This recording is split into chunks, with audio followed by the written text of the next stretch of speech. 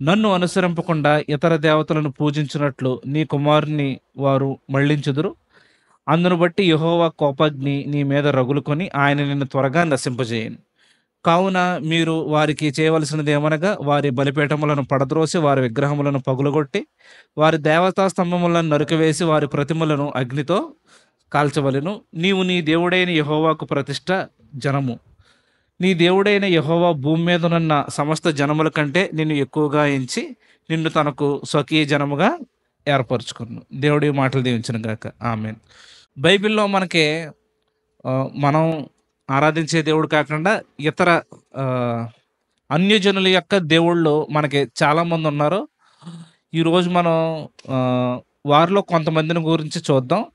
దేవుడు ఇజ్రాయెల్‌కి చెప్పిన మాటేంటంటే ఒకసారి ఈ మాటని మరలా చదువుతున్నాను చూడండి. 5వ వచనం. కావున మీరు వారికి చేయవలసిందేమనగా వారి బలిపీఠములను పడద్రోసి వారి విగ్రహములను పగలగొట్టి వారి దేవతా స్తంభములను నరికివేసి వారి ప్రతిమలను అగ్నితో కాల్చవలెను. దేవుడు వారితోటి ఇలా చెప్పుండొచ్చు. మీరు వారి దేశంలోకి వెళ్తున్నారు కదా! వాళ్ళని తరిమేసిన తర్వాత పోన్లే వాటిని వదిలేయండి. ఒకవేళ వాళ్ళేమన్నా చేసుకుంటే వాళ్ళని చేసుకోనివ్వండి. మీరేం చేస్తారో మీది మీరు చేసుకోండి. లేకపోతే వాళ్ళని తరిమేస్తారు కాబట్టి అవి ఏం చేయండి అలాగే వాటిని ఉంచేసి మీరు కొత్తగా నన్నేం చేయండి ఆరాధించండి అని చెప్పొచ్చు. కానీ దేవుడు అలా చెప్పలేదు. చాలామంది ఇప్పుడు హైందవ సహోదరులు కూడా ఈ మాటలు తీసుకొని ఏమంటారంటే ఇదిగో వాళ్ళ దేవుడు ఇలాగ మన విగ్రహాలను పగలగొట్టమన్నాడో, మన విగ్రహాలని మన బలిపీఠాలని ఇలా తగలబెట్టమన్నాడో, ఇలా చేయమన్నాడో, ఆళ్ళ దేవుడు ఇలాంటి దేవుడని చాలామంది రకరకాలుగా మాట్లాడుతూ ఉంటారు.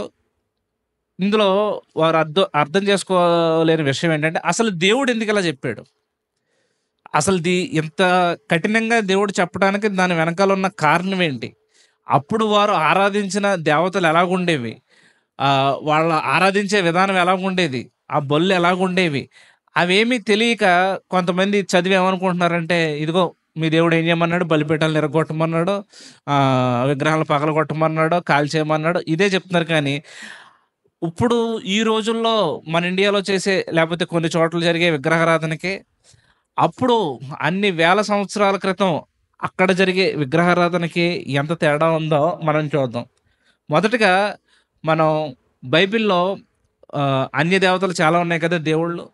అందులో కొంచెం పాపులర్‌గా ఉన్న ఒక దేవత పేరు చెప్పండి. దేవుడి పేరు? బయలు. ఎవరండి? బయలు. ఈ బయలు గురించి మనకి ఎక్కడ కనపడుతుందంటే సంఖ్యాకాండము 22 అధ్యాయం 41 వచనం. మరునాడు బాలాకు బిలామును తోడుకొని పోయి బయలు యొక్క ఉన్నత స్థలం మీద నుండి జనులను చివరి వరకు చూడవలనని అతనిని అచ్చోట ఎక్కించెను. కాబట్టి వాళ్ళు ఏం చేశారంటే ఇది మనకి తెలిసిన సంగతే. బాలాక్ అన్న రాజు మొదటగా ఈ బయలు దేవత ఎవరి దేవత అంటే మోయాబీయుల దేవత. ఎవరి దేవత అండి? మోయాబీయులు, ఫెనికేయులన్న దేవత. ఈ మోయాబు రాజైన బాలాక్ ఏం చేశాడంటే ఇజ్రాయెల్‌ని శపించడానికి బిలాముని తీసుకొచ్చి బలిపీఠాలు కట్టించి ఇక్కడి నుంచి నువ్వేం చెయ్యి ఇలా వాళ్ళని శపించు అన్నాడు. కాబట్టి బైబిల్‌లో ఇజ్రాయేలు ప్రజలు ఎక్కువగా ఈ బయలు యొక్క ఆరాధనని తర్వాత రోజుల్లో మీకు చూడండి ఈ మాట న్యాయాధిపతుల గ్రంథం 10వ వచనం నుంచే చదువుతా. 2వ అధ్యాయం 10వ వచనం నుంచి న్యాయాధిపతులు. ఆ తరము వారందరూ తమ పితరుల యొద్దకు చేర్చబడిరి. వారి తరువాత యెహోవానైనను ఆయన ఇశ్రాయేలీయుల కొరకు చేసిన కార్యములనైనను ఎరగని తరం ఒకటి పుట్టగా ఇశ్రాయేలీయులు యెహోవా కన్నుల ఎదుట కీడు చేసి ఐగుప్తు దేశంలో నుండి వారిని రప్పించిన తమ పితరుల దేవుడైన యెహోవాను విసర్జించి బయలు దేవతలను పూజించి మొట్టమొదట మనకి ఇక్కడ ఇశ్రాయేలు పూజించడం కనబడుతుంది. వాళ్ళు ఏం చేశారంట తమ దేవుణ్ణి ఆయన చేసిన కార్యాల్ని మర్చిపోయి ఆ మోయాబీయుల యొక్క దేవతని బయలుని ఏం చేశారంటే పూజించి 12వ వచనం తమ చుట్టూ నుండి జనుల దేవతల్లో ఇతర దేవతలను అనుసరించే వాటికి నమస్కరించి యెహోవాకు కోపం పుట్టించిరి. మొన్న కూడా చెప్పాం బయలు అన్న పేరుకి అర్థం ఏంటి? ప్రభువు. బయలు అన్న పేరుకి అర్థం ఏంటి? ప్రభువు. ఈ బయలు అన్న పేరు మీద ఇంకా చాలా బయల్పెరాజ్యము మనం ఇందాక చదువుకున్న సంఖ్యాకాండంలో కూడా బయల్పోయారు.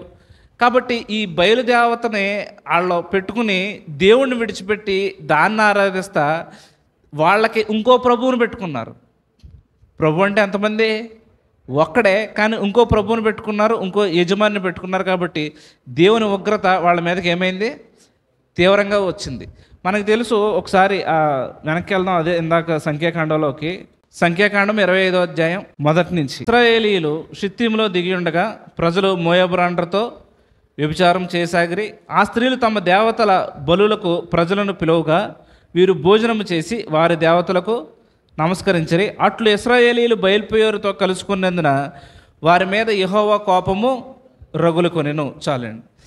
ఈ వచ్చిన ఇంతకీ ఈ స్త్రీలు ఎవరంటే, ఈ బయలుదేవత ఆరాధన ఎప్పుడు కూడా ఎక్కువ ఉన్నత స్థలాలమే పెట్టేవారు. ఉన్నత స్థలాలు అన్నమాట మనకి బైబిల్లో చాలా చోట్ల కనబడుతుంది. ఉన్నత స్థలాలు అంటే ఏంటంటే కొండలు. ఉన్నత స్థలాలు అంటే ఏంటండి? కొండలు. మీరు చూడండి, ఏ దేవుడు దేవత అయినా ఎప్పుడు కూడా కొండ మీద ఉన్నవాళ్ళు బాగా ఫేమస్. కొండ మీద ఉన్నవాళ్ళు ఏంటి? మనకు కూడా కొండలు ఉన్నాయి. ఆ కొండల మీద కొంతమంది దేవుళ్ళు ఏంటి? ఫేమస్.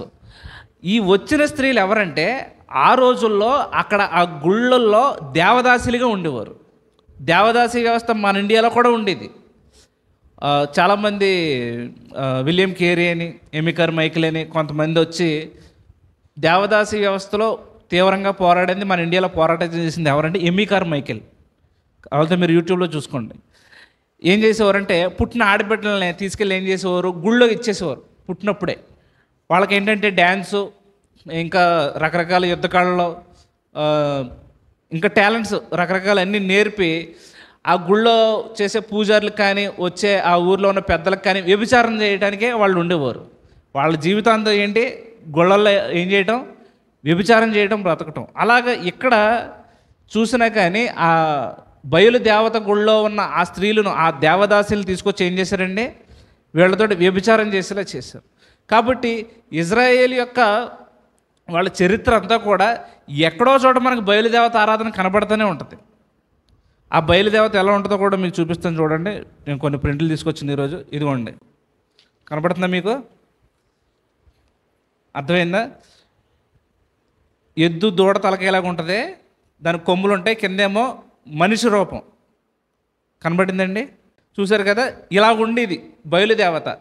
ఈ దేవతకు వీళ్ళు ఏం చేసేవారంటే, ఇలాగా బళ్ళు కట్ట అర్పించి ఎక్కువ నరబలులు ఏం చేసేవారంటే, నరబలులు ఇజ్రాయేలీల్లో ఏ దేవుళ్ళని దేవతల్ని, మిగిలిన దేవుళ్ళని దేవతలు తీసుకుంటే వాళ్ళు ఎక్కువ ఎందుకు పూజించేవారంటే, పాడి పంటల కోసం, వర్షాల కోసం, ఇంకా గర్భఫలం కోసం, వీటి కోసమే ఎక్కువ పూజించడం.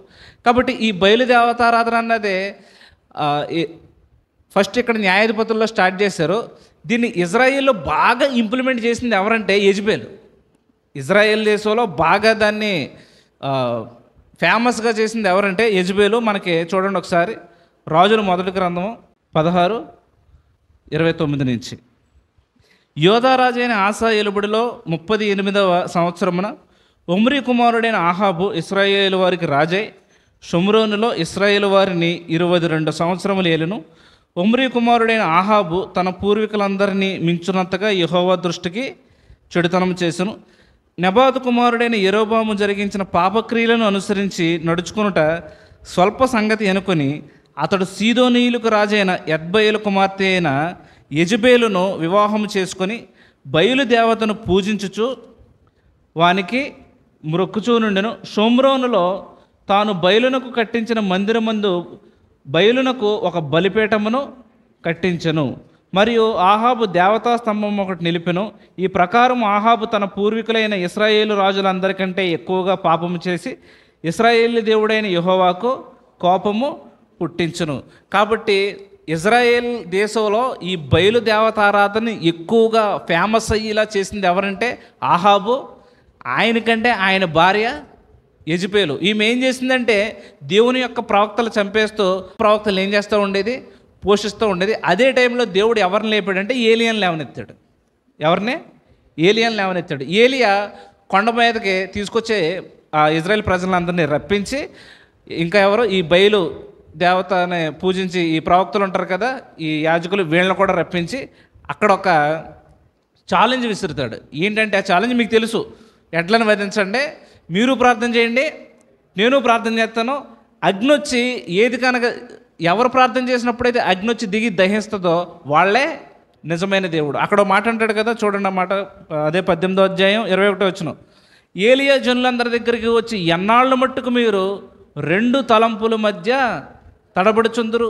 యెహోవా దేవుడైతే ఆయనను అనుసరించుడి, బయలు దేవుడైతే వానిని అనుసరించడని ప్రకటన చేయగా జనులు అతనికి ప్రత్యుత్తరముగా ఒక మాట అయినను పలుకలేకపోయేరి. ఆయన ఏమంటున్నాడు? ఎన్నాళ్ళు ఈ రెండు తలంపుల మధ్య ఉంటారు? అయితే బయలును ఆరాధించుకోండి, లేకపోతే దేవుడైన యెహోవాను ఆరాధించుకోండి అన్నప్పుడు వాళ్ళు చెప్పడానికి ఏమీ లేదు. అదంతా తీసుకొచ్చిన తర్వాత ఏలియా గారు ఏం చేశారంటే ఫస్ట్ ఛాన్స్ వాళ్ళకే ఇచ్చారు. ఫస్ట్ ఛాన్స్ ఎవరికి ఇచ్చాడు? వాళ్ళకే ఇచ్చాడు. ప్రార్థన చేసుకోండి అని. అలా పొద్దున్న స్టార్ట్ చేశారు.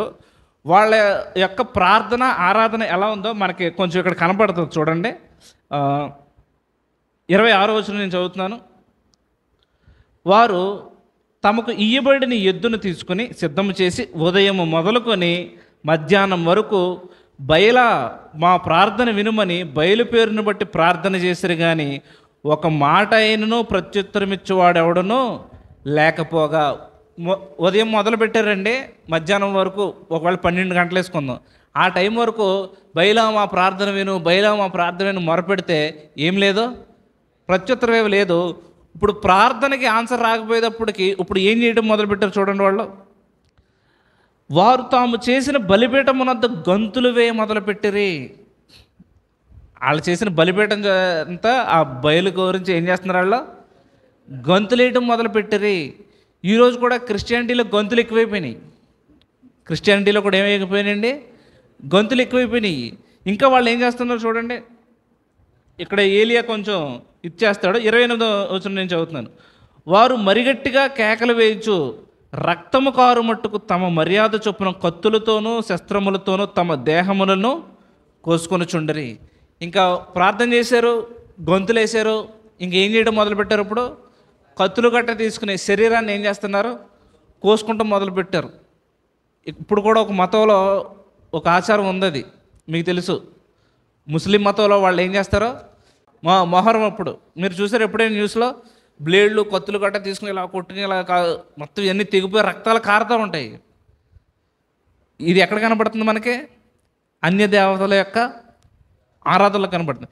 వాళ్ళు ఎన్ని రకాలుగా ప్రార్థన చేసినా ఏమవలేదు, వాళ్ళ ప్రార్థనలో ఫలించలేదు. ఉంటే కదా ఫలించడానికి, ఆ దేవుడు అన్నవాడు ఉంటేనే కదా ఫలించడానికి, ఫలించలేదు. కాబట్టి తర్వాత ఏలియా ఏం చేశాడు? ఒకే ఒక్క ప్రార్థన చేశాడు. ప్రార్థన చేయగానే ఏమైంది? దేవుని యొక్క అగ్ని ఆకాశం నుంచి వచ్చి ఆ బలిపీఠాలని, ఆ బలిపీఠం అక్కడ ఉన్న ఆ పశువును దహించి వేసింది. వెంటనే ఏలియా ఏం చేశాడంటే ఆ బయలు యొక్క ప్రవక్తలు ఏం చేయండి పట్టుకుని మొత్తం అందరిని తీసుకెళ్ళి ఏం చేశాడు? నరికించేసాడు.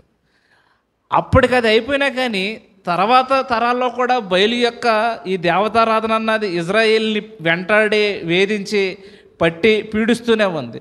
దీనికి ఎప్పుడు పూర్తి పరిష్కారం దొరికిందంటే 10వ అధ్యాయం 18వ వచనం 2వ రాజుల గ్రంథం. తరువాత యెహూ జనులందరినీ సమకూర్చి వారికి ఇలా ఆజ్ఞ ఇచ్చును, ఆహాబు బయలుదేవతకు కొద్దిగానే పూజ చేసెను, యెహోవాను నేను అధికముగా పూజ చేయబోచున్నాను. కావున ఒకడైనను తప్పకుండా బయలు ప్రవక్తలందరినీ, వారి భక్తులందరినీ, వారి యాజకులందరినీ నా యొద్దకు పిలువనంపుడి. నేను బయలునకు గొప్ప బలి అర్పింపబోచున్నాను గనక రానివాడు ఎవడో వాని బ్రతుకునేని చెప్పును. అయితే బయలునకు మ్రొక్కు వారిని నాశనము చేయటకై అతడు ఈ ప్రకారము కపటోపాయము చేసెను.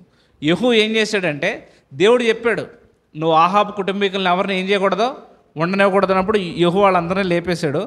లేపేసి ఇంకా బయలుకి ఎవరైతే ముఖ్య వాళ్ళు ఉన్నారో, ప్రవక్తలు ఎవరైతే ఉన్నారో, ఇంకా మిగిలిన వాళ్ళు ఎవరైతే ఉన్నారో వాళ్ళని కూడా లేపేయడానికి ఆయన వేసిన ప్లాన్ ఏంటి? నేను బయలుకి ఒక పండగ చేస్తున్నాను, ఆరాధన చేస్తున్నాను, మీరు అందరూ కూడా బయలు తరపున ఎవరైతే ఉన్నారో వాళ్ళందరూ ఏం చేయండి, రమ్మని ఆ బయలు యొక్క మందిరంలోకి సమకూర్చి బయటకు వచ్చి అక్కడ ఉన్న సైనికులతో ఏం చెప్తాడంటే, ఒక్కడు కూడా తప్పించుకుంటానికి కుదరదు, తప్పించుకుంటే కనుక వాడికి బదులుగా మీ ప్రాణాన్ని ఏం చేస్తాను, తీసేస్తానంటాడు. కాబట్టి అలాగ బయలుదేవత ఆరాధన చాలా మట్టుకు ఏమైపోయింది, తొలగించబడటం జరిగింది. కాబట్టి బయలుదేవత ఇజ్రాయేల్లో ఎక్కువ పట్టిపీడించిన దేవత, ఇజ్రాయేల్లో ఎక్కువ పాపం చేయడానికి కారణమైన దేవత ఎవరో? బయలుదేవత. ఆ తర్వాత మరొక దేవతను చూద్దాం చూడండి. యెహెజ్కేలు గ్రంథం 8వ అధ్యాయం 13 నుంచి. మరియు ఆయన, నీవు ఈ తట్టు తిరుగుము, వీటిని మించిన అతి హేయ కృత్యములు వారు చేయట చూతువని నాతో చెప్పి యెహోవా మందిరపు ఉత్తర ద్వారము దగ్గర నన్ను దింపగా అక్కడ స్త్రీలు కూర్చుండి తమ్మూజు దేవతను గూర్చి ఏడ్చుట చూచితిని. ఈ తమ్మూజు దేవత ఎవరి దేవత అంటే సిరియా దేశస్థుల దేవత. రెండు బబులోనులు పూజించే సూర్య దేవత. ఈ తమ్మూజు గురించి ఏం చేస్తున్నారంట? ఏడుస్తున్నారంట. ఎందుకని ఏడుస్తున్నారు తమ్మూజు గురించి? తమ్మూజు గురించి వాళ్ళ యొక్క పురాణాల్లో ఒక కథ ఉంది. తమ్మూజు టైగ్రిస్ అనే ఒక నది ఉంటుంది, మీకు బైబిల్లో కూడా ఉంటుంది కదా. తెలుగులో ఏమని ఉంటుంది? టైగ్రిస్ అని ఉంటుందా? ఆ టైగ్రిస్ అన్న ఆ నది పక్కన ఒక తోట ఉంటుంది. ఆ తోట పేరు ఏంటంటే ఎరీడు. ఏంటంటే ఆ తోట పేరు ఎరీడు. నోరు తిరుగుతులేదు మీకు, ఎరుడు అంటాం కూడా. ఎరుడి తోటలో జీవవృక్షం ఉందన్నమాట. ఎరుడి తోటలో ఏముంది? జీవవృక్షం ఉంది. ఆ జీవవృక్షం కింద ఈ తమ్మూజుండి గొర్రెలు కాసుకుంటూ ఉండేవాడు. ఇతను ఒక గొల్లవాడు అనమాట. గొర్రెలు కాసుకుంటూ ఉన్నప్పుడు ఏమైందంటే, ఒక అడవి పంది ఉంటుంది కదా కూరలతోటి, అడవి పంది వచ్చి ఆ కూరలతో పొడి చేసి తమ్మూజుని చంపేసింది. తమ్మూజుని చంపేస్తే తమ్మూజు ఆత్మ ఏమైపోయింది? పాతాళానికి వెళ్ళిపోయింది. ఎప్పుడైతే తమ్మూజు ఆత్మ పాతాళానికి వెళ్ళిపోయిందో, భూమి మీద ఉన్న ఈ ఋతుక్రమాలు ఉంటాయి కదా, వర్షాకాలం, శీతాకాలం, వేసవకాలం, ఇవన్నింటిలో తేడా వచ్చేసినాయి. చెట్లు ఆకులన్నీ రాలిపోవడం మొదలుపెట్టినాయి అనమాట. అండ్ నిజం కాదండి, వాళ్ళ పురాణాల్లో ఉన్న చెప్తున్నాను. బైబిల్లో ఎక్కడ చూపించంటే బైబిల్లో లేదు, వాళ్ళ పురాణాల్లో వాళ్ళు నమ్మే దాంట్లో ఉన్నది. కాబట్టి ఈ తమ్మూజు దేవతను గురించి వాళ్ళు ఏం చేస్తారు అంటే ఏడుస్తూ ఉంటారు ప్రతి సంవత్సరం. ఆకులు రాలే కాలం వచ్చినప్పటికి ఏం చేస్తూ ఉంటారు వీళ్ళు? ఏడ్చి. ఎలా ఏడుస్తారంటే, వీళ్ళకి ఒకవేళ ఏడుపు రాకపోయినా ఆడవాళ్ళు ఏడిచేది జుట్టు పీక్కుని మరీ ఏడుస్తారు. ఎలా ఏడుస్తారు? జుట్టు పీక్కుని మరీ ఏడుస్తారు. ఇటువంటి ఒక అడవి పంది వచ్చి చంపేసినోడు దేవుడు అవుతాడా? అడవి పంది వచ్చి ఏం చేసిందంటే చెట్టు కింద ఉంటే చంపేస్తుందంట. వాడిని దేవుడిగా భావించి పోనా సిరియా దేశస్తులు, బబులోనీయులు వాళ్ళు ఏడ్చారంటే ఒక అందం ఉంది. నిజమైన దేవుడైన యెహోవాని ఎరిగి కూడా వీళ్ళు ఏం చేస్తున్నారు? ఓ పంది చంపేస్తే చచ్చిపోయాడా? ఇప్పుడు యేసుక్రీస్తు ప్రభు గురించి చాలామంది ఏమంటారు? 3 మేకులు కొడితే ఏం చేయలేకపోయాడని, తీసుకోలేకపోయాడు, చచ్చిపోయాడు అంటాడు. యేసుక్రీస్తు ప్రభు చచ్చిపోతాం కాదు, చచ్చిపోయిన మరణానికి గెలిచి ఏమయ్యాడు? 3వ రోజున పునరుద్ధానం అయ్యాడు. అందుకు గ్రేట్ అయినా. మరి తమ్మూజు అన్న ఆయన ఏమైపోయాడు? పాతాళానికి పోయాడు. కాబట్టి తమ్మూజు గురించి ఏం చేస్తారంటే ఏడుస్తూ ఉంటారు. ఈ ఏడుపు అన్నది ఈ కేవలం వాళ్ళ మతంలోనే కాదు, గ్రీకుల్లో కూడా ఉంది. గ్రీకుల్లో ఎడోనిస్ అన్న ఆయన గురించి కూడా సంవత్సరంలో ఒకసారి ఏడుస్తూ ఉంటారు. అలాగే ఈజిప్షియన్లో ఒసైరిస్ అని ఒక ఆయన ఉంటాడు, ఆయన గురించి కూడా ఏడుస్తూ ఉంటారు. మన క్రిస్టియానిటీలో కూడా ఏడుస్తూ ఉంటారు. ఇలా ఎప్పుడు ఏడుస్తారు చెప్పండి? గుడ్ ఫ్రైడేకి, లెంట్కి ఏం చేస్తారో ఏడుస్తూ ఉంటారు. కాబట్టి ఇది అన్యజనులకు సంబంధించిన ఆచార సంబంధమైంది, వాళ్ళకు సంబంధించింది. కాబట్టి మనం ఏడవలసిన అవసరం లేదు. యేసుక్రీస్తు ప్రభు శిలువ మీద ఒక పక్కన వేలాడి రక్తాలు చెందుతా ఎర్రటి ఎండలో ఉన్నప్పుడు ఆయన చెప్తున్నాడు నా గురించి ఏడవద్దు అని. మరి శ్రమకాలం అని మనం ఏడిస్తే వాళ్ళ తమ్మూజు గురించి ఏడిసినట్టే కదా మనం ఏడిసేది. రెండింటికి తేడా ఏమన్నా ఉందా? లేదు. యేసు ప్రభు క్లియర్గా చెప్పాడు, అమ్మ అసలు నా గురించి ఏడవద్దు, మీ గురించి మీ పిల్లల గురించి ఏడవండి కదా ఆయన చెప్పింది. కాబట్టి యెహెజ్కేలుకి దర్శనంలో దేవుడు చూపించాడు. వాళ్ళు ఏం చేస్తున్నారు? దేవుని మందిరంలోనే కూర్చుని ఓ పంది చంపేసినోడు గురించి ఏం చేస్తున్నారు? వాళ్ళు ఏడుస్తున్నారు. అంటే వాళ్ళు చూపిస్తున్నారు, నరపుత్రుడా వారు చేసే హేయ కృత్యములు నువ్వు చూస్తున్నావా? వాళ్ళ నిజమైన దేవుడిని నన్ను విడిచిపెట్టి ఒక అన్యుల దేవతలను తీసుకొచ్చి వాడి గురించి ఏడుస్తున్నారు. కాబట్టి ఇప్పుడు ఈ తమ్మూజుకో భార్య ఉంది. ఈ తమ్మూజుకో భార్య ఉంది. ఆ భార్య పేరు మీకు తెలుసు, బైబిల్లోనే ఉంటుంది. చెప్తారా? ఆ తమ్మూజు అన్నవాడిని చూపిస్తాను చూడండి, మర్చిపోయి చూపిస్తాం. ఇదిగోండి, మీరు సరిగ్గా చూస్తే యేసుప్రభులా ఉంటాడు. ఎలా ఉన్నాడా? యేసుప్రభులాగా ఉన్నాడు కదా, డూప్లికేట్ అనమాట ఇది. చూడండి సరిగ్గా, కావాలితే నేను మీకు వాట్సాప్లో పెడతాను, కావాలితే తీసుకోండి. ఎలా ఉన్నాడు? యేసుప్రభులాగే ఉన్నాడు కదా. ఇలాంటి వాడు ఇదిగో ఈ పక్కన చెట్టు ఉంది కదా, ఈ పక్కన నది ప్రవహింది, పక్కన చెట్టు ఉంది. ఆ చెట్టు దగ్గర ఉన్నప్పుడు అడుగు పంది వచ్చి పొడిచేసింది. పొడిచేస్తే చచ్చిపోయాడు అనమాట. కాబట్టి ఇప్పుడు ఈయనకో భార్య ఉంది. ఆ భార్య ఎవరంటే అష్టారోత్ అని విన్నారా పేరు? అష్టారోత్ అనమాట. ఆవిడ గురించి వద్దాం చూడండి మనం. అష్టారోత్ గురించి ఈవిడ మనకు ఫస్ట్ ఎక్కడ కనపడుతుంది అంటే న్యాయాధిపతుల గ్రంథం 10వ అధ్యాయం 6వ వచనం చూడండి ఒకసారి. ఈ అష్టారోత్ ఎవరంటే సీదోనీల దేవత. అష్టారోత్ ఎవరండి? సీదోనీల దేవత. అష్టారే అన్న, అష్టార్తే అన్న, అష్టారోత్ అన్న ఇవన్నీ ఒకటే. మీకు బైబిల్లో అక్కడక్కడ కనబడుతూ ఉంటాయి. సిరియనుల దేవత. ఈవిడ్ని ఇజ్రాయేల్లో బాగా పాపులర్ చేసింది ఎవరంటే ఎవరు చెప్పండి? సొలొమోను. రాజుల మొదటి గ్రంథం 11వ అధ్యాయం మొదటి వచనం ఒకసారి చదువుతాను చూడండి, మీకు కొంచెం దీని గురించి అర్థం అవుద్ది. 11వ అధ్యాయం మొదటి వచనం అండి, మొదటి రాజుల గ్రంథం. మోయాబీలు, ఏదోమీయులు, అమ్మోనీయులు, సీదోనీయులు, హిత్తీలు అనుజనులు మీ హృదయములను తమ దేవతల తట్టు తిప్పుదురు గనుక వారితో సహవాసం చేయకూడదనియు వారిని మీతో సహవాసం చేయనీయకూడదనియు యెహోవా ఇశ్రాయేలుకు సెలవిచ్చున్నాడు. అయితే రాజైన సొలొమోను ఫరో కుమార్తెను గాక ఆ జనుల్లో ఇంకా అనేక మంది పరస్త్రీలను మోహించి కామాతురత గలవాడే వారిని ఉంచుకొనుచు వచ్చును. చాలు. ఇందాక మనం ద్వితీయోపదేశకాండం 7వ అధ్యాయంలో చదువుకున్నాం. దేవుడు క్లియర్గా చెప్పాడు ఏమని?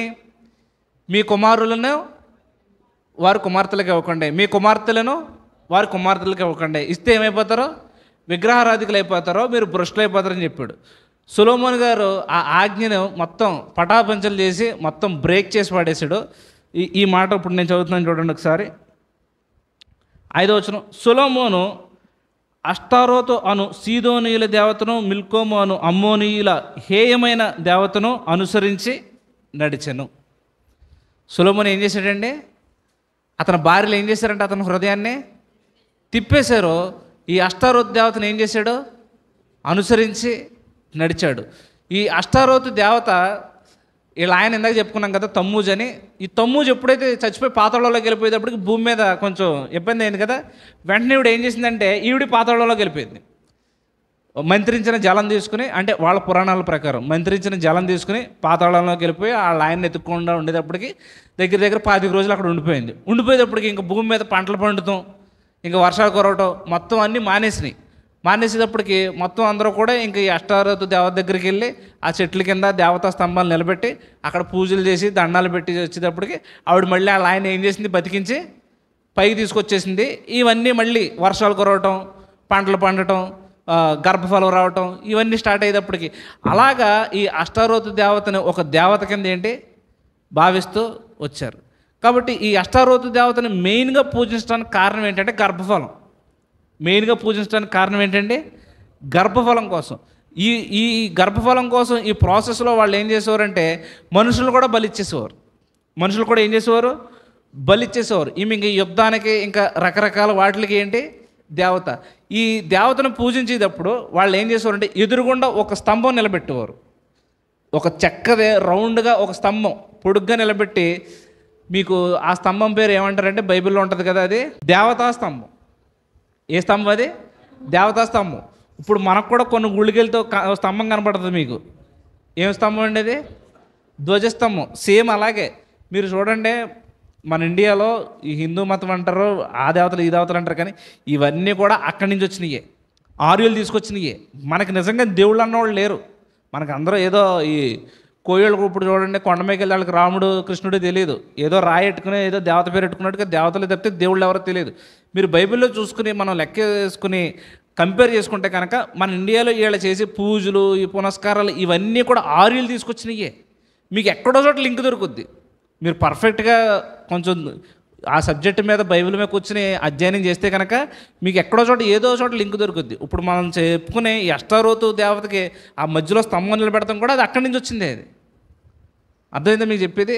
అలాగే ఆ గుళ్ళు మీద కూడా ఏంటంటే ఇప్పుడు మనకి చాలా గుళ్ళ మీద ఒకసారి ఒకడు ఫేస్బుక్లో ఏం కామెంట్ పెట్టాడంటే, మీ బైబిల్ నిండా బూతులే ఉన్నారా, లోతేమో కుమార్తెలతోటి వ్యభిచారం చేశాడు, దావీదు భార్యలతోటేమో ఆ దావీదు కొడుకే వచ్చి పాపం చేశాడు, ఇలా రకరకాలుగా చెప్తే ఒకడు దానికి మంచి కామెంట్ పెట్టాడు. ఏం పెట్టాడంటే, బైబిల్లో దేవుడు తప్పు చేయలా, మనుషులు చేసిన తప్పులు దేవుడు ఏం చేశాడు? రాయించాడు. ఇలా చేయకుండా అని చెప్పడానికే రాయించాడు అని చెప్పాడు. అక్కడ మనోడు ఒక ముందడుగు ఏమేసాడంటే, ఒకవేళ బైబిల్లో కనుక అలాంటి మాటలుంటే మీ గుడుల మీదే ఉన్నారా బట్టలు ఇప్పుకున్న బొమ్మలు? ఎక్కడున్నాయి బొమ్మలు? మీ గుడుల మీద ఉన్నాయి. అది కూడా ఎక్కడి నుంచి వచ్చిందంటే ఈ అష్టారోతు దేవత దగ్గర నుంచే. ఈ అష్టారోతు యొక్క ఆ అష్టారోతుని కూడా చూపిస్తాను ఉండండి. ఇదిగోండి, అర్థమైందా? ఆకర్షణీయంగా ఉందా లేదా? కాబట్టి ఇటువంటి దేవతలకే వాళ్ళు అట్రాక్ట్ అయ్యి గర్భఫలం ఇస్తారని, లేకపోతే వర్షాలు కురుస్తాయని చెప్పి, పాడి పంటలు బాగుంటాయని చెప్పి వీటికి ఏమవుతూ ఉండేవారు? అట్రాక్ట్ అవుతూ ఉండరు. వీటిని దేవుడు ఎప్పుడు ఇలా లేచినా కానీ ఎప్పుడు గుర్తుపెట్టుకోండి, ఏ యొక్క దుర్మార్గత అయినా దేవుడు కానీ వేరే దేవుళ్ళు ఎప్పుడైతే లెగుస్తారో దేవుడు కూడా ఒకళ్ళని లేపుతాడు ఎప్పుడు. అలా మనం ఇందాక చెప్పుకున్నట్లుగా యోషియా రాజుని లేపాడు. యోషియా రాజు ఏం చేశాడంటే ఇటువంటి దేవతా ప్రతిమలు అన్నింటిలో ఏం చేశాడు? నరికేసి అసలు అవి ఉండకుండా తగలబెట్టేశాడు. దాన్ని ఏమంటారంటే రిఫార్మేషన్ అంటారు. దాన్ని ఏమంటారండి? రిఫార్మేషన్ అంటారు. మనకి రిఫార్మేషన్ అనగానే గుర్తొచ్చేది ఎవరంటే ఎవరు చెప్పండి? మార్టిన్ లూథర్ గారు. ఎందుకని? ఆర్సీఎంలో ఉన్నాయి ఆ ఆచార సంబంధమైన, ఆ విగ్రహ సంబంధమైన ఏది ఉండకూడదు, వాక్యమే ఏంటి మెయిన్ ప్రధానం. అలాగే మనకు బైబిల్లో రిఫార్మేషన్ చేసిన వాళ్ళు చూసుకుంటే టాప్ యోషియా రాజు, హిజ్కియా ఉన్నాడు, యెహోషాపాతు ఉన్నారు, ఇంకా కొంతమంది ఉన్నారు. వీళ్ళందరికంటే టాప్ ఎవరంటే యోషియాయే. ఎందుకంటే చాలా విగ్రహ సంబంధమైన వాటిని ఎప్పుడైతే ఆయనకి బైబిల్ దొరుకుద్దో చదివించుకుంటాడో వెంటనే ఏం చేస్తాడో అసలు బైబిల్లో ఎలా ఉందో అలా చేస్తాడు. ఈవెన్ పస్కా పండుగ కూడా అంతకు ముందున్న రాజులు ఎవరో చేయలేని విధంగా ఏం చేస్తాడో ఆ పస్కా పండుగ అవన్నీ జరిపిస్తాడు. కాబట్టి ఇలా అష్టారోతు దేవతలు ఈ దేవతలు కూడా లేచినప్పుడు వాళ్ళు ఏం చేసేవారు? దేవుడు ఎవడో ఒకళ్ళని లేపి దాన్ని ఏం చేస్తారో లేకుండా చేస్తారు. కాబట్టి దేవుడు మనల్ని కూడా ఎందుకు మనకు నేర్పుతున్నాడంటే మనం ఇతరులకు నేర్పడానికి. మనకి ఎందుకు నేర్పుతున్నాడండి? ఇతరులకు నేర్పడానికి. కాబట్టి ఈ అష్టారోతు, తమ్మూజు ఈ దేవతల యొక్క వాడకం ఎప్పుడు బాగా పెరిగిపోయిందంటే సొలొమోను కాలంలో. సొలొమోను కంటే జ్ఞానవంతుడు ఎవడన్నాడు? ఎవడో లేడు. కానీ ఆయన హృదయం సైతం ఏం చేశారు? ఆ స్త్రీలు తిప్పేశారు. ఎందుకనంటే దేవుని యొక్క మాటని సొలొమోను ఏం చేశాడు? బ్రేక్ చేశాడు. ఎప్పుడైతే మనం దేవుని యొక్క మాటనే, ఆయన యొక్క ఆజ్ఞని బ్రేక్ చేస్తామో మనం ఎంత తెలివైన వాళ్ళమైనా బొట్టలో పడతాం. మనం ఎంత తెలివైన వాళ్ళ ఏమైపోతామో బొట్టలో పడతాం. అసలు దేవుడి కంటే పౌలు గారు చెప్తారు, ఒకవేళ దేవుడికి బుద్ధిహీనత అన్నది లేదు, ఒకవేళ అది ఉంటే కనుక మనిషి జ్ఞానం కంటే తెలివైందంట అది. అంటే ఆయన ఎగ్జాంపుల్గా చెప్పాడు. అదేంటది? మనిషి జ్ఞానం కంటే తెలివైంది ఒకవేళ దేవునికి బుద్ధిహీనత ఉంటే. అదే సొలొమోను గారు చెప్తారు, దేవుని క్రియలను ఆలోచించడం మన వల్ల అసలు అవ్వదు. దేవుడు కలగజేసిన వాటిని మనం ఆలోచించడం ఏంటి మన వల్ల అవ్వదు. కానీ ఇజ్రాయేల్ యొక్క పాపం అంతటి గొప్ప అవన్నీ పుస్తకాలు రాసిన సొలొమోను గారు ఏమైపోయారండి? పాపంలో పడిపోయాడు. హృదయం ఏమైపోయిందంట? తిరిగిపోయింది. ఆయనే రాశాడు ఏమాట? నీ హృదయం అన్నిటికంటే భద్రంగా కాపాడుకొని మందులో ఏం వెళ్తాయంట? జీవజల దారులు వెళ్తాయి. కాబట్టి ఈ దేవతల్ని పూజించి ఆయన ఏం చేశాడంటే ఆయన మీదకి ఆయనే చాలా ఇది చేసుకున్నాడు. ఎప్పుడు కూడా గుర్తుపెట్టుకోండి, ఇది కూడా సొలొమోను గారు రాసిన మాటే. ఒక పాపి అనేకమైన మంచి పనులు జరుపుతాడంట. ప్రసంగిలో ఉంటుంది. మనం ఏమనుకుంటామంటే పాపం చేసినప్పుడు అది మన ఒక్కళ్ళకే ఎఫెక్ట్ అనుకుంటాం. ఇప్పుడు నువ్వు కానీ నేను కానీ ఏదో పాపం చేసామండి, ఏదో పాపం, అది మనం ఏమనుకుంటామంటే అది ఎఫెక్ట్ ఇస్తే ఎవరికి ఇస్తుంది? మనకిస్తే అనుకుంటుంది. లేదు, దాని ఎఫెక్ట్ మన కుటుంబానికి ఉంటుంది, సంఘానికి ఉంటుంది, సమాజానికి ఉంటుంది, ప్రతి ఒక్కళ్ళకే ఉంటుంది. అదే వాడు పాపిగా కాకుండా దేవుడు చెప్పినట్లుగా పరిశుద్ధుడిగా జీవిస్తే కనుక ఆ ఎఫెక్టివ్నెస్ కూడా ఉంటుంది. అది అతని మీద ఉంటుంది, కుటుంబం మీద ఉంటుంది, సంఘం మీద ఉంటుంది, సమాజం మీద ఉంటుంది, ఈ లోకం అంతటి మీద ఉంటుంది. కాబట్టి పాపం చేయవాడు అనేకమైన మంచి పనులు జరుపును. ఎందుకంటే వాడు పాపంలో ఉండిపోయాడు, చేయాల్సిన పని చేయట్లేదుగా. పాపంలో ఉండిపోయి ఏం చేయట్లేదు? చేయాల్సిన పని చేయట్లేదు. నెక్స్ట్ ఇంకో దేవతలోకి వెళ్ళిపోతాం చూడండి. ఇదే రాజుల మొదటి గ్రంథం, ఇదే 11వ అధ్యాయంలో 7వ వచనం చూడండి. సొలొమోను కెమేషు మోయాబీల హేయమైన దేవతకును, మొలేకు అను అమ్మోనీయుల హేయమైన దేవతకును యెరూషలేము ఎదుట ఏం చేశాడండి? కొండ మీద బలిపీఠములను కట్టించును. ఇప్పుడు దాకా చెప్పుకున్న ఈ మూడిట్ల కంటే ఈ మొలేక్ అన్నది చాలా భయంకరం. ఈ మొలేక్ అన్న దేవత ఏంటి? చాలా భయంకరం. ఈ మొలేక్ అన్న దేవత ఎలాగంటే మీకు ఇంతకుముందు చెప్పాను. ఈ దేవతని ఇత్తడితో తయారు చేస్తారు. దేనితోటి? ఇత్తడితోటి చాలా హైట్గా ఒక 12-15 అడుగులు ఇత్తడితో చేసి ఒక ఇత్తడి సింహాసనం చేసి ఆ ఇత్తడి సింహాసనం మీద కూర్చోబెట్టి ఆ దేవత ఎలా ఉంటుందంటే కూర్చుని 2 చేతులు ఇలా చాపు ఉంటుంది. ఆ సింహాసనము ఆ విగ్రహం అంతా కూడా ఇత్తడితో లోపల గుల్లగా చేసి దాని నిండా కట్టెలు కూరి అగ్ని అంటించి ఏం చేస్తారంటే అది వేడిగా అయిపోయి ఎర్రగా అయిపోద్ది. ఇప్పుడు ఏ పాత్ర అయినా మనం పొయ్యి మీద వదిలేస్తే చూడండి వేడిగా ఏమైపోద్ది, ఎర్రగా అయిపోద్ది కదా. ఆ ఇత్తడి కూడా ఎర్రగా మసిలినప్పుడు వాళ్ళకు పుట్టిన పిల్లల్ని తీసుకొచ్చి ఆ చేతుల్లో పెట్టేసేవారు, ఖాళీ చేతుల్లో. ఆ బిడ్డ చచ్చిపోతే ఏడుస్తుంటే ఆ అరుపులు వినపడకుండా వాళ్ళు ఏం చేసేవారంటే వాయిద్యాలు వాయించేవారు. ఆ అరుపులు, ఆ బిడ్డ చచ్చిపోయే బిడ్డ అరుపులు వినకుండా వాళ్ళు ఏం చేసేవారు, వాయిద్యాలు వాయించారు. అంత భయంకరమైంది. మీకు ఇది ఒక ఫోటో చూపిస్తాను చూడండి. ఇది సరిగ్గా కనపడదేమో, లైట్గా వచ్చింది. ఇది కనపడుతుంది, ఇది మీకు సరిగ్గా కనపడతలేదా? కొంచెం పైకెట్టమంటారా? అది ఆ విగ్రహం చేతులు జాపుందా, బిడ్డను పెట్టేస్తున్నారు కదా తన చేతుల్లో, ఇది చూడండి. లేకపోతే అలాగా వాళ్ళు ఏం చేసేవారు అంటే పసిపిల్లల్ని తీసి ఏం చేసేవారు, ఆ ఖాళీ ఇత్తడిదే. అంటే వాళ్ళ యొక్క విచక్షణ స్థితి ఎంతగా కోల్పోయారంటే నిజమైన దేవుడిని విడిచిపెట్టి కేవలం శరీర సంబంధమైన వాటికి వారి కడుపును పుట్టిన పిల్లల్ని చంపుకునే స్థితి అది. వారి కడుపును పుట్టి దేవుడు చాలా క్లియర్గా వాళ్ళకి ఇన్స్ట్రక్షన్స్ ఇచ్చాడు. చూడండి ఒకసారి మనకి లేవీకాండం 18వ అధ్యాయం. దేవుడికి ముందే తెలుసు ఇదంతా. దేవుడు సర్వకాల జ్ఞాని, ఆయనకి భవిష్యత్తు అంతా తెలుసు కాబట్టి చూసుకున్నారండి. 18:21 నుంచి లేవీకాండం. నీవు ఏమాత్రమును నీ సంతానమును మొలేకు నిమిత్తము అగ్నిగుండమును దాటనీయకూడదు, నీ దేవుని నామమును అపవిత్రపరచకూడదు, నేను యెహోవాను. అసలు వాళ్ళ ఇజ్రాయెల్ దేశంలోనికి వెళ్ళకముందే చెప్పేశాడు దేవుడు ఏమని, నీవు మొలేకు దేవతకి అగ్నిగుండం ఏంటి దాటనివ్వకూడదు. అగ్నిగుండం దాటడం అంటే మన ఊర్లో లాగా ఏదో తీర్థాలకి జాతరలకి కింద 4 బొగ్గులు ఎత్తే పరిగెట్టుకు వెళ్ళిపోతాం, అది కాదు అగ్నిగుండం దాటడం అంటే. తీసుకెళ్ళి ఏం చేయటం, అగ్నిలో వేసేయటం. అగ్నిలో వేసేస్తే వాళ్ళు ఏమనుకునేవారు అంటే మేము శుద్ధులు వేయమనుకునేవారు. ఇంకో మాట ఇదే లేవీకాండంలో ఉంటుంది చూడండి. లేవీకాండం 20వ అధ్యాయం 2వ వచనం నుంచి నేను చదువుతున్నాను. మొదటి నుంచి చూద్దాం. మరియు యెహోవా మోషేకి ఇలాగ సెలవిచ్చును, నీవు ఇశ్రాయేలుతో ఇట్లనము, ఇశ్రాయేలులోనే కానీ ఇశ్రాయేలు ప్రజల్లో నివసించు పరదేశంలోనే కానీ ఒకడు ఏమాత్రమును తన సంతానమును మొలేకుకు ఇచ్చిన ఎడల వానికి మరణశిక్ష విధింపవలను. మీ దేశ ప్రజలు రాళ్లతో వాని కొట్టవలెను. ఆ మనుషుడు నా పరిశుద్ధ స్థలమును అపవిత్రపరిచి నా పరిశుద్ధ నామమును అపవిత్రపరచుటకు తన సంతానమును మొలేకుకు ఇచ్చిన గనక నేను వానికి విరోధినై ప్రజల్లో నుండి వాని కొట్టివేతును. మరియు ఆ మనుషుడు తన సంతానమును మొలేకుకు ఇచ్చుండగా మీ దేశ ప్రజలు వాని చంపక చూచి చూడనట్లు తమ కన్నులు మూసుకుని ఎడల నేను వానికిని వాని కుటుంబమునకును విరోధినై వానిని మొలేకుతో వ్యభిచరించుటకు వాని తరిమి వ్యభిచారము చేయ వారందరినీ ప్రజల్లో నుండి కొట్టివేతును. దేవుడు ఎంత సీరియస్గా ఈ ఆజ్ఞని ఇచ్చాడో మీరు చూసారా. మొలేక్కి ఒకవేళ ఇచ్చినోడిని మీరు వెంటనే ఏం చేయాలి, రాళ్ళు ఇచ్చి కొట్టి చంపాలి. ఒకవేళ వాడు ఇస్తే సర్లే నాకు ఎందుకులే అని చూసి చూడనట్లుగా ఉంటే కనుక నిన్ను కూడా నేనేం చేస్తానో అదే అపవిత్రతకు అప్పగించి మీరెవ్వరూ లేకుండా చేసేస్తానన్నాడు.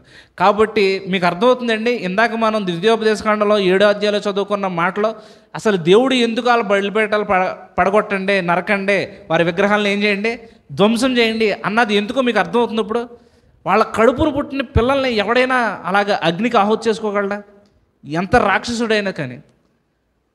కాబట్టి ఇప్పుడు దేవుడు చెప్పింది తప్పు అంటారా, ఒప్పు అంటారా? అది న్యాయమే కాదా? దేవుడు చెప్పింది ఖచ్చితంగా న్యాయం. స్టిల్ ఇప్పటికీ కూడా మన ఇండియాలో నరబలులు ఇచ్చేవాళ్ళు ఉన్నారు, తెలుసా మీకు విషయం? స్టిల్ ఇప్పటికీ కూడా కొన్ని కొండ జాతుల్లో వాళ్ళు కొంతమంది అసలు అనాగరికులుగా ఉండేవాళ్ళు. మీకు ఇంకా గొప్ప విషయం చెప్తాను, చదువుకోలేని వాళ్ళే అనుకోవద్దు, చదువుకున్న వాళ్ళు కూడా మీరు తెలంగాణలో కొన్ని ఏరియాల్లో కూడా చూడండి, గుప్త నిధుల కోసం తవ్వేవాళ్ళు ఉంటారు. గుప్త నిధులు తవ్వేవాళ్ళు ఏం చేస్తారంటే నరబల్లి ఎత్తాక చూస్తారు ఎక్కువ. అలా నరబల్లి ఇచ్చి చంపేసిన వాళ్ళు కూడా బోల్డ్ మంది మనం న్యూస్లో చూస్తాం. కావాలంటే మీరు యూట్యూబ్లోకి వెళ్ళి నరబల్లి గురించి కొడితే బోల్డ్ విషయాలు వస్తాయి, చిన్నపిల్లల గట్ట ఇచ్చి నరబల్లి ఇచ్చేది. కాబట్టి దేవుడు ఇటువంటి వాటన్నిటిని ఏం చేసేవాడు, అసహించుకునేవాడు. ఏం చేస్తాడండి, అసహించుకునేవాడు. కాబట్టి ఆ మొలేకు దేవత యొక్క విగ్రహాలని దేవుడు ఏం చేశాడు, తర్వాత కాలంలో తీయించివేసి చిన్నాభిన్నములుగా చేయించేసాడు. మరొక విషయం చూద్దాం చూడండి. మనకి అక్కడే రాజుల మొదటి గ్రంథం 11వ అధ్యాయంలోనే 7వ వచనం. సొలొమోను కెమేషోను మోయాబీల హేయమైన దేవత. ఇంకో దేవత ఎవరండి? కెమెష్. ఈ దేవత ఎవరంట? మోయాబీల హేయమైన దేవత. ఈ దేవతని అమ్మోనీలు కూడా ఆరాధించేవారు. మోయాబీలు అమ్మోనీలు అంటే ఎవరో మీకు తెలుసు కదా. ఎవరు చెప్పండి? మోయాబీలు అమ్మోనీలు అంటే ఎవరు? లోతుకు పుట్టిన సంతానం మోయాబీలు అమ్మోనీలు. వీరిద్దరూ కలిపి కూడా ఈ కెమెష్ అన్న దేవతను ఏం చేసేవారు? ఆరాధిస్తూ ఉండేవారు. అది కూడా సొలొమోను గారు ఇజ్రాయెల్ దేశంలోనికి ఏం చేశారు? తీసుకొచ్చారు. ఎందుకంటే ఒకే ఒక్క కారణం, 11వ అధ్యాయం మొదటి వచనం. ఎవరితో అయితే సహవాసం చేయొద్దు అన్నాడో, ఎవరితో అయితే సాంగత్యం చేయొద్దో, ఎవరితో అయితే వివాహం చేసుకోవద్దు అన్నాడో వారిని ఏం చేశాడో? చేసుకున్నాడో. ఇదయ్యింది. మనకి సంఖ్యాకాండంలో ఒక మాట కనబడుతుంది చూడండి, 21వ అధ్యాయం 29వ వచనం. ఇది ఎవరు చెప్తున్నారంటే యెఫ్తా చెప్తున్నాడు. యెఫ్తా రాజుతో ఏం చెప్తున్నాడు? నీవు స్వాధీనపరచుకోవడానికి నీ కెమెష్ అన్న దేవత నీకు ఉంది కదా, మీరు మా దాంట్లోకి ఎందుకు వస్తున్నారని చెప్తున్నారు. ఈ కెమెష్ అన్న దేవతని వీళ్ళు ఎలా పూజించేవారంటే, ఒక నక్షత్రం ఉంటుంది వీళ్ళకి. ఏంటి? ఒక నక్షత్రం, నల్ల నక్షత్రం. అది ఏ నక్షత్రం అండి? నల్ల నక్షత్రం. వీళ్ళు ఎలాగంటే వీళ్ళు కుట్టిన బట్టలు వేసుకునేవారు కాదు. ఈ దేవతను పూజించేవారు ఏంటి? ఇప్పుడు మిషన్ మీద లేకపోతే సూది దారంతో కుడతాం కదా, అలా కుట్టిన దాంతో బట్టలు వేసుకోకుండా నేసిన మొత్తం క్లాత్ ఉంటుంది కదా, ఆ క్లాత్ని ఏం చేసేవారు? చుట్టేసుకుంటాం.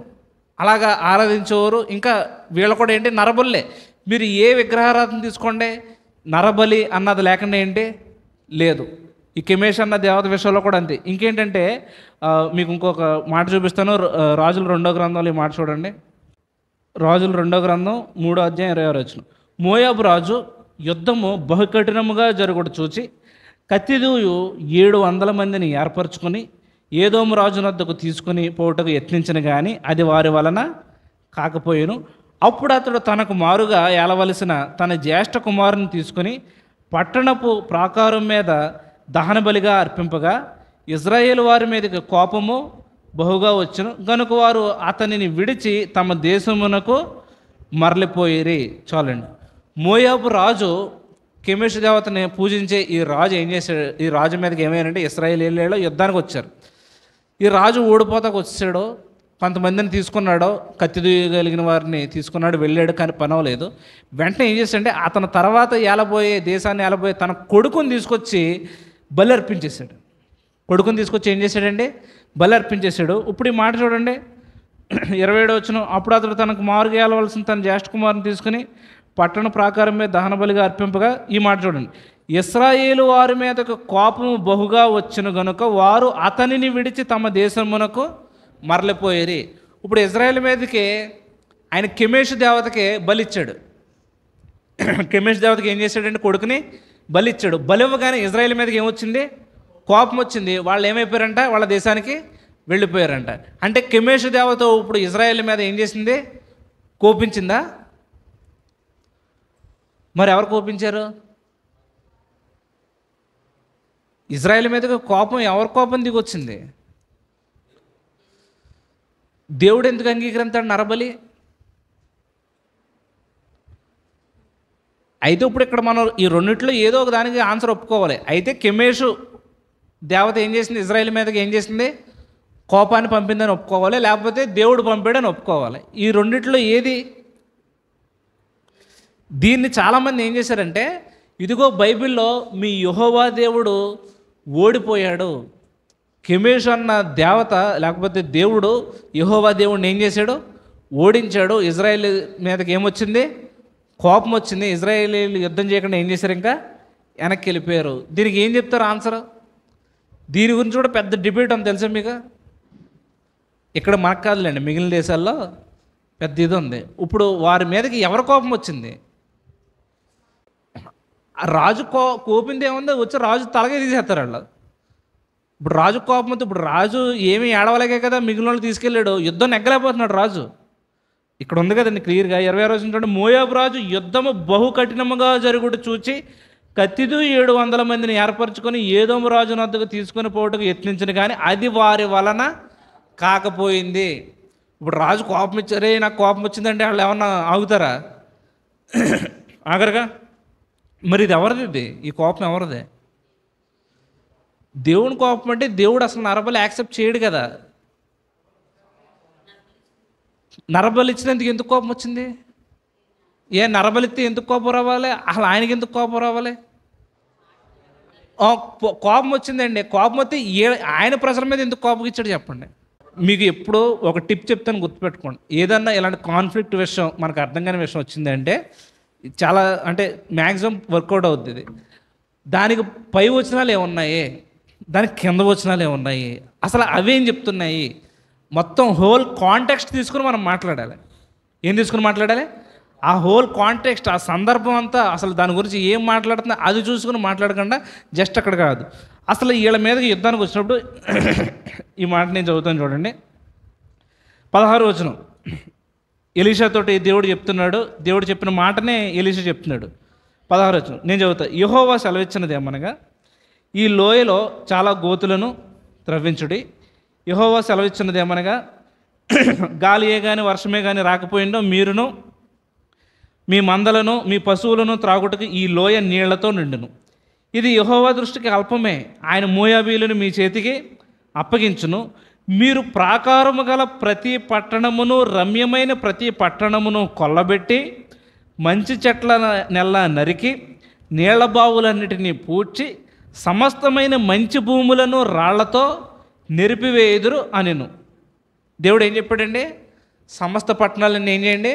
పడగొట్టేయండి, బావులన్నీ పూడ్చేయండి, చెట్లన్నీ ఏం చేయండి? నరికేయండి, మంచి భూములన్నీ రాళ్లతో ఏం చేయండి? కప్పేయండి. 20వ వచనం. ఉదయ నైవేద్యం అర్పించే సమయమందు నీళ్లు ఏదోమ మార్గమున రాగా దేశము నీళ్లతో నిండెను. తమతో యుద్ధము చేయుటకు రాజులు వచ్చి ఉన్నారని మోయాబీలు విని అల్పులనేమి గనులనేమి ఆయుధములు ధరించుకొనగల వారిని అందరినీ సమకూర్చుకొని దేశపు సరిహద్దునందు నిలిచిరి. ఉదయమందు వీరు లేచినప్పుడు సూర్యుడు నీళ్ల మీద ప్రకాశింపగా అవతల నీళ్లు మోయాబీలకు రక్తం వలె కనబడెను. గనుక వారు అది రక్తము సుమా, రాజులు ఒకరినొకరు హతము చేసుకుని నిజముగా హతలేరి, మోయాబీలారా దోపుడు సొమ్ము పట్టుకుందాము రండని చెప్పుకునిరి. వారు ఇశ్రాయేలు వారి దండు దగ్గరికి రాగా ఇశ్రాయేలీలు లేచి వారిని హతము చేయుచుండరు. గనుక మోయాబీలు వారి ఎదుట నిలవలేక పారిపోయిరి.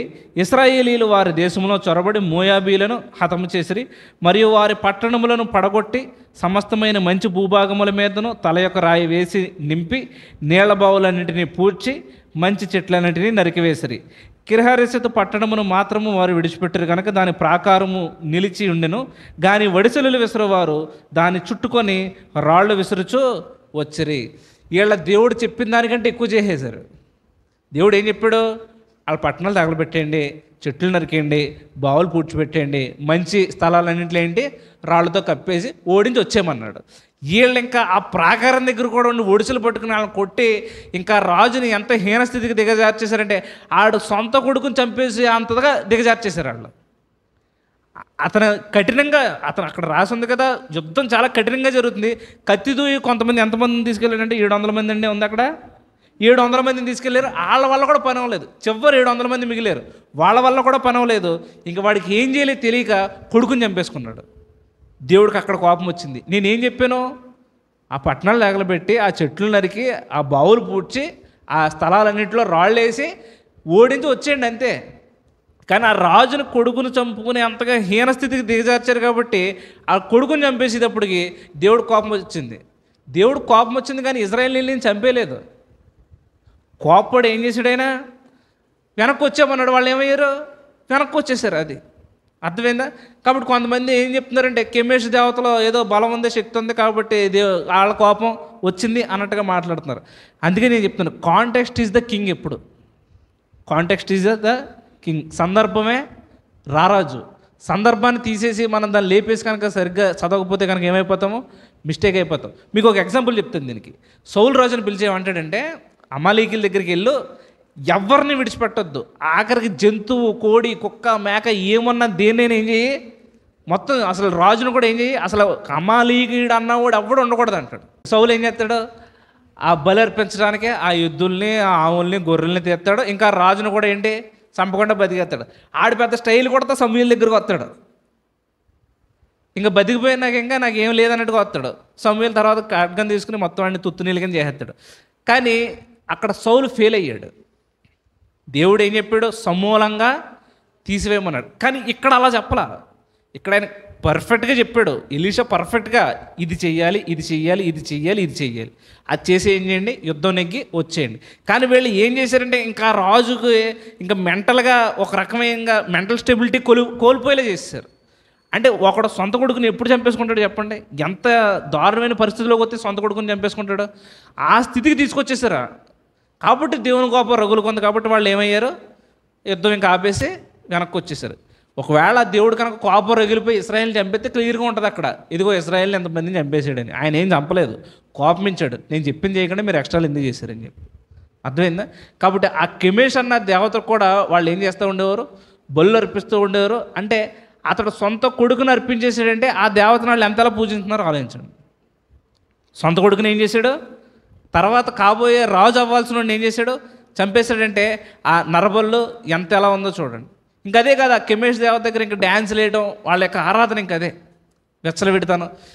ఏ దేవత ఆరాధన చూసుకోండి, అక్కడ ప్రాముఖ్యంగా ఉండేది ఏంటంటే తాగటం, డ్యాన్స్ వేయటం, వ్యభిచారం. మీరు మనకి మన రాష్ట్రాల్లో చూడండి, ఏ ఫేమస్ గుడికి వెళ్ళండి అక్కడ జరిగేది ఏంటి, వ్యభిచారమే. ఇప్పుడు మీకు పెద్ద గుడి ఉంది, అక్కడికి బోల్డ్ మంది రూములు ఉంటాయి, చాలామంది ఏంటి చేసేది అక్కడ ఏంటి. ఇప్పుడు నేను చెప్పే మాట కాదు ఇది, టీవీ నేనోడే ఒకసారి కెమెరా పెట్టుకెళ్ళి అక్కడ మందు సీసాలో ఇంకా నానా రకాల ఇవన్నీ. కాబట్టి ఈ కెమేషు దేవత కూడా చూపిస్తాను చూడండి ఒకసారి. ఇది ఇలా ఉండేది. ఇది కొంచెం ఏ పిక్చర్లు ఇవి కొంచెం క్లారిటీగా ఉంటాయి. మీకు కాదు వాట్సాప్లో పెడతాను, గ్రూప్లో పెడతాను, చూసుకోండి. తర్వాత మరొక దేవత ఎవరంటే కొత్త నిబంధనలో మనకు కనబడుతుంది బయల్జెబూల్. ఎవరో బయల్జెబూల్. ఈ బయల్జెబూల్ మనకి ఎక్కడ కనబడుతుంది అంటే రాజుల 2వ గ్రంథంలోనే 1వ అధ్యాయం 1వ వచనం నుంచి నేను చదువుతున్నాను చూడండి. 1వ అధ్యాయం 1వ వచనం నుంచి. ఆహాబు మరణమైన తరువాత మోయాబీయులు ఇశ్రాయేలు వారి మీద తిరుగుబడిరి. అహజ్యా షోమ్రోన్లో తన మేడగది కిటికీలో నుండి క్రిందపడి రోగి అయి, మీరు ఎక్రోను దేవతకు బయల్జెబూబు నద్దకు పోయి ఈ వ్యాధి పోగొట్టుకుని నేను స్వస్థపడుతునో లేదో విచారించుడని దూతలను పంపగా. ఇది ఎవరి దేవత అంటే ఫిలిస్టీల్ దేవత, ఎక్రోను దేవత బయల్జెబూబు. బయల్జెబూలు లేకపోతే బయల్జెబూబు అన్న పేరుకి అర్థం ఏంటంటే ఈగలకి ప్రభువు. ఎవరికండి ప్రభువు? ఈగలకు ప్రభువు. మీకు కామెడీ విషయం అని చెప్పిన, ఎందుకు ఈగల ప్రభు, ఎందుకు ఈగల దేవుడు అంటే ఇతను అంట ఈగలను చంపేశాడంట. ఎవరిని చంపేశాడు? పొలాల మీద వచ్చేట్లని, వాళ్ళ ఇళ్ళకి వచ్చేట్లని ఈగలను ఏం చేశాడు? చంపేశాడు. కాబట్టి ఆ దేవుడు ఏం దేవుడు? ఈగల ప్రభు, ఈగల దేవుడు అంట. దానికి పేరేంటి? బయల్జెబూబు. ఇంత చండాలమైన ఈ దేవుడు, ఈ దేవతని, ఈగల ప్రభువుని ఆనాడు పరిశీలు శాస్త్రంలో ఎవరితో పోల్చారండి? ఎవరి శక్తితో చేస్తున్నాడు అన్నారు? యేసుప్రభుని. ఈ బయల్జెబూలు యొక్క శక్తితో ఏంటి? దెయ్యములు గదిపోయేది అనే శక్తితో ఏం చేస్తున్నాడు? చేస్తున్నారు అన్నారు. మరి అది దేవదోషణ కదా? అసలు అది పరిశుద్ధాత్మక వ్యతిరేకమైన పాపం కదా? సర్వోన్నతుడు, రాజులకు రాజు, ప్రభువులకు ప్రభు అయిన దేవుణ్ణి ఒక ఈగలను చంపే ఒకరిని తీసుకొచ్చి ఆడితో పోల్చడం, ఆడి శక్తి వల్ల ఏం చేయడం అన్నది అది ఎంత హేయమైన మాట అది. అవునా కదా? అది హేయమైన మాట కాదు. ఇక్కడ ఈ రాజు కూడా ఏం చేస్తున్నాడు? అహజ్యా షోమ్రోన్లో ఉన్న తన మేడగది కిటికీలోని కింద పడి రోగి ఏమంటున్నాడు? ఎక్రోను దేవతకు బయల్జెబూబు నద్దకు పోయి ఈ వ్యాధి పోగొట్టుకొని నేను స్వస్థపడుతునో లేదో ఏంటి విచారించండి. ఎంత కర్మండి ఇది, ఎంత దౌర్భాగ్యం ఇది. అసలైన దేవుడిని యెహోవా ఈరే అని చెప్పుకుని, యెహోవా రాఫా అని చెప్పుకునే మన గొప్ప దేవుడిని ఉంచుకుని ఆ రాజు ఏం చేస్తున్నాడు?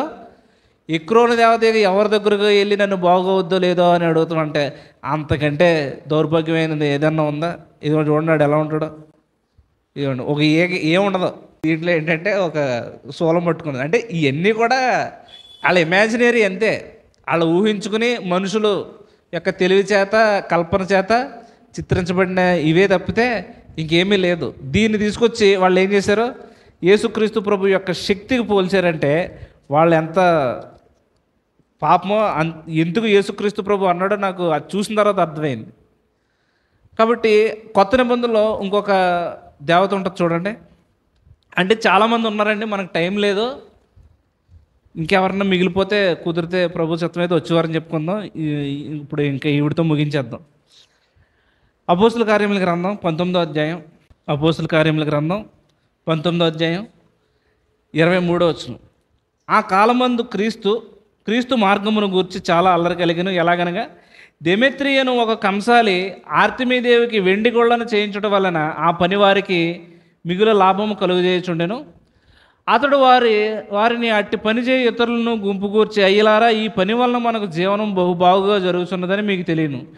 అయితే చేతులతో చేయబడినవి దేవతలు కావని ఈ పౌలు చెప్పి ఎఫెసులో మాత్రము కాదు, దాదాపు ఆసియా అన్నంతటా బహుజనమును ఒప్పించి త్రిప్పి ఉన్న సంగతి మీరు చూచి విని ఉన్నారు.